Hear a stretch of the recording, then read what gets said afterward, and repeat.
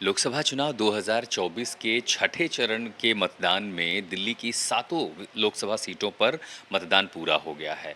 बहुत ज़्यादा मतदाता नहीं आए, कम से कम ये उम्मीद की जा रही थी कि शायद 2019 का आंकड़ा मतदान में टूटेगा।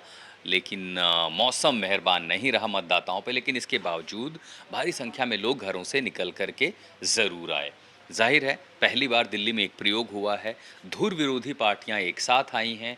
बीजेपी के 7 उम्मीदवारों के खिलाफ कांग्रेस के 3 तो आम आदमी पार्टी के 4 उम्मीदवार रहे। मतदान पूरा हो गया है। मतदाताओं ने इन उम्मीदवारों के भविष्य को ईवीएम के बक्से में कैद कर दिया है। 4 जून को ताला खुलेगा, पता चलेगा कि आखिर दिल्ली के मतदाताओं ने दिल्ली के इन उम्मीदवारों के भाग्य में क्या लिखा है। लेकिन पूरा दिन राजनीति से भरा रहा, गहमा-गहमी से भरा रहा। आम आदमी पार्टी ने औपचारिक रूप से बयान जारी करके दिल्ली के मतदाताओं का धन्यवाद दिया, तो ये आरोप भी लगाया कि दिल्ली पुलिस ने कई जगहों पर मतदाताओं को रोकने की कोशिश की, मतदान की प्रक्रिया को राज्यपाल के इशारे पर धीमा करने की कोशिश की गई। कई जगहों पर या तो मतदाताओं को पहुंचने नहीं दिया गया या दूसरी तमाम सारी दिक्कतें, और आम तौर पर हमेशा हर चुनाव में इस तरह की बातें सामने आ ही जाती हैं।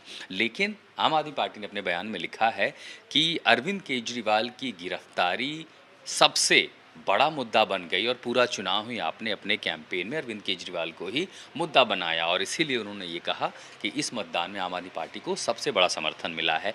साथ ही ये भी कहा कि बीजेपी ने दिल्ली में मिलने वाली सुविधाओं को रोकने की कोशिश की, फिर चाहे वो महिलाओं की बस यात्रा को रोकने की बात हो या फिर बिजली हो, मुफ्त पानी हो, इन सब सुविधाओं को लेकर के भी आपने बीजेपी को घेरने की कोशिश की है।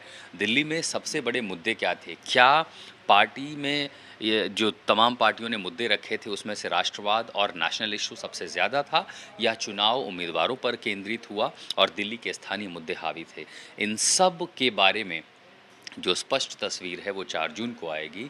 लेकिन बीजेपी ने अपने मुद्दे पर चुनाव लड़ा, आपने अपने मुद्दे पर चुनाव लड़ा, कांग्रेस ने अपना मुद्दा सामने रखा, और एक अच्छी दिलचस्प चुनावी संघर्ष देखने को मिला यहाँ पर उम्मीदवारों के बीच दिल्ली की 7 लोकसभा सीटों पर।